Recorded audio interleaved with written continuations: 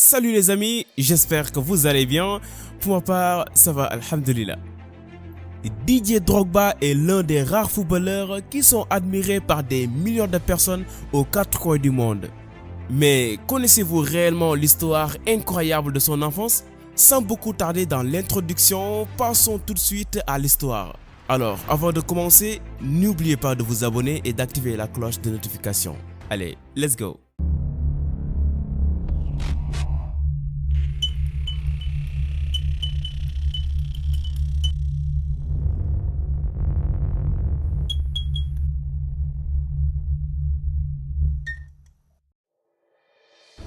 Tito, comme sa famille l'appelle, est issu de deux jeunes banquiers le 11 mars 1978 à Abidjan. Né avec le nom complet Didier Yves Drogba Tebeli, sa jeunesse était tout sauf facile. Les conditions de vie de son village natal étaient rudes. Il avait vécu plusieurs fois de faim qui a marqué le début de sa jeunesse et ravagé aussi sa famille. Une situation économique très dure qui a obligé des milliers d'Ivoiriens à fuir leur pays pour joindre principalement la France qui a été à l'époque considérée comme une destination de réfugiés pour tous les migrants ivoiriens. Au cours de son enfance, Didier Drogba souffrait d'une malnutrition qui limitait sa croissance physique. Ses parents avaient du mal à s'en sortir malgré leurs emplois bancaires locaux, mais avaient quand même prévu d'envoyer Didier Drogba en France par le biais de son oncle Michel Goba lorsqu'il atteindra l'âge de 5 ans. Son oncle faisait partie des premiers migrants qui ont fui vers la France en raison des difficultés rencontrées en Côte d'Ivoire et il avait beaucoup de chance d'intégrer un club de division inférieure en tant que footballeur professionnel. Mais la France lui a refusé un visa pour se rendre en Côte d'Ivoire pour emmener son neveu avec lui. Alors le petit Drogba était obligé de voyager seul en France, ce qui a suscité au préalable un débat et un désaccord au sein de la famille. Je vous laisse imaginer le risque de laisser votre propre enfant de 5 ans qui ne connaît absolument rien prendre un avion pour faire des heures de voyage seul. Et je vous assure, ses parents ont bien pris ce risque en considération. D'ailleurs, ils avaient mis porter à Drogba une grande étiquette à son cou avec le dicton « Didier Drogba rencontre Michel Goba à Paris ».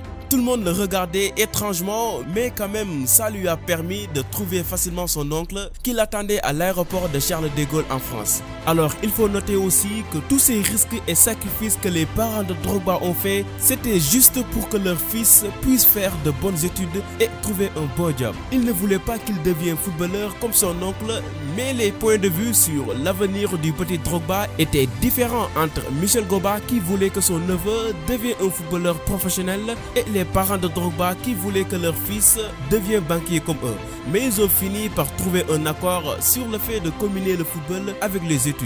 Alors Didier quitta l'académie de football que son oncle lui avait inscrit pour joindre l'équipe de football junior de son école.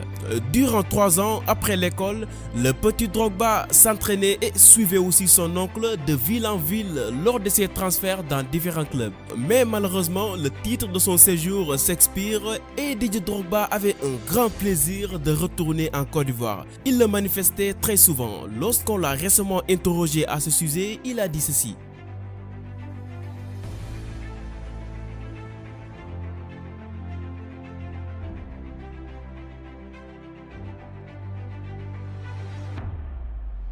Alors Tito rentre en Côte d'Ivoire chez ses parents à l'âge de 8 ans, mais son retour ne s'est pas vraiment bien passé.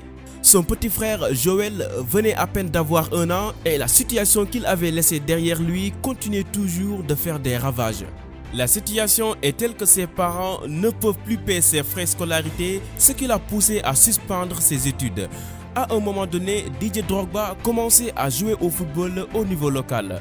Pendant 3 ans, il se rendait sur les terrains de football à proximité pour s'entraîner avec des amis. À 11 ans, ses 2 parents perdent leurs emplois et la situation devient beaucoup plus compliquée. Leur seul espoir était son oncle Michel Goba, qui auparavant n'était pas d'accord de laisser le petit Drogba quitter la France. Mais heureusement, Goba leur a envoyé de l'argent pour que son neveu revienne encore en France. Son oncle a honorablement respecté le souhait de ses parents en lui laissant continuer poursuivre ses études tout en jouant du football. Très vite, Didier Drogba persiste et obtient une poste dans le club de football pour jeunes Levallois SP où son oncle lui avait rallié. Didier Drogba se consacrait au ballon à temps partiel parce qu'il était strictement déterminé à terminer ses études avant de se mettre au football à temps plein. D'ailleurs, lorsqu'il avait redoublé à l'école, il était privé de football pendant 1 an. Mais il a fini par rejoindre son club après avoir pris une licence et commence à effectuer des apparitions avec le club senior dans la National 2 lors de la saison 96-97. C'est à l'âge de 21 ans que Drogba a obtenu finalement son diplôme en comptabilité. Il peut se consacrer désormais au football à temps plein. À l'été 1999, Didier Drogba signe son premier contrat professionnel au Mans, mais évolue en tant que remplaçant de l'attaquant Daniel Cousin et entre en jeu le plus souvent en fin de match, ce qui était un peu difficile pour lui de dévoiler son talent. Mais en janvier 2002, il quitte Mans pour Guingamp où il a aidé le club à éviter la relégation en 2e division. Cet honneur lui a permis également d'être transféré à Marseille pour la saison 2003-2004 où il a marqué 32 buts en 55 matchs et remporte le titre de joueur de l'année de la Ligue 1. Ce qui lui a permis aussi d'être le cible de plusieurs grands clubs européens et le club londonien a payé un montant de transfert d'environ 36 millions de dollars pour s'emparer de lui. À la sélection nationale, il persiste et marque son tout premier but le 11 février 2003 lors d'un match face au Cameroun. Ensuite, il amena son pays en finale de la Coupe d'Afrique des Nations en 2006, puis conduit les éléphants dans la même année au Mondial en tant que capitaine de la sélection. En février 2007, il inscrit pour la première fois son nom au palmarès du joueur africain de l'année en devançant Samuel Eto'o, récompensé lors des 3 éditions précédentes. En Europe, Didier Drogba devient le premier footballeur africain à atteindre la barre des 100 buts en Premier League lors d'une rencontre face à Stoke City en mars 2012 et remporte aussi la Ligue des Champions en donnant le Chelsea la victoire lors de la série des tirs au but. Ce qui fait de lui l'un des 10 meilleurs joueurs de l'histoire de Chelsea et incontestablement l'un des footballeurs légendaires qui font la fierté du continent africain. Après 8 saisons durant lesquelles il a inscrit 157 buts en 341 matchs, toutes compétitions confondues, Drogba quitte le club londonien pour aller à Shanghai chinois en 2012 et devient le 6e joueur le mieux payé au monde. Puis il rejoint Galatasaray en 2013 avant de retourner à Chelsea en juillet 2014. Alors que diverses équipes sollicitent ses services, il décide de s'engager pour 18 mois auprès de l'Impact de Montréal le 27 juillet 2015. Il signa son dernier contrat en janvier 2017 avec le club Phoenix Rising FC avant de mettre un terme à sa carrière le 9 novembre 2018. Malgré qu'il n'a pas eu la chance de remporter la Coupe d'Afrique des Nations, Didier Drogba est cependant, selon certains spécialistes du football, le joueur africain le plus décoré de tous les temps. Il a été nommé 2 fois joueur africain de l'année, 3 fois Lion d'or africain, 2 fois Talent d'or africain et meilleur joueur ivoirien, etc., etc. La liste est très longue. Didier est aussi souvent qualifié de champion de la paix depuis qu'il a arrêté de justesse un conflit au Côte d'Ivoire qui aurait été qualifié de guerre civile. Le seul pays de l'Afrique qui a toutes ses richesses ne peut pas sombrer dans la guerre comme ça. S'il vous plaît, déposez tous les armes. Faites les élections, organisez les élections et tout ira de mieux. On veut s'amuser. Arrêtez vos fusils là.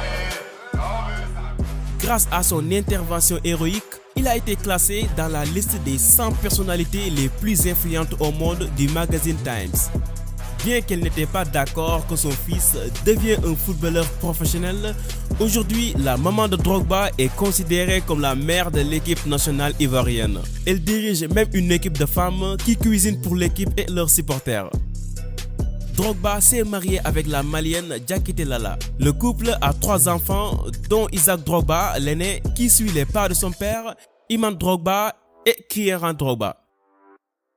Je sais pas vous, mais l'histoire de Drogba m'a beaucoup motivé. Cela prouve encore une fois que rien n'est impossible. On peut avoir une vision ou un rêve qui semble impossible ou stupide pour certaines personnes, et je précise bien pour certaines personnes, mais n'oubliez jamais que vous êtes le seul navigateur, le seul responsable, le seul commandant de vos rêves la seule et unique personne qui doit décider si votre rêve est impossible ou pas. N'oubliez pas aussi que ce monde est changé par des personnes qui voyaient des choses invisibles et stupides aux yeux de leurs entourages. Si l'oncle de Drogba ne croyait pas en ses visions, si Drogba lui-même ne croyait pas en ses rêves dans d'extrêmes difficultés, aujourd'hui il ne serait pas à ce niveau.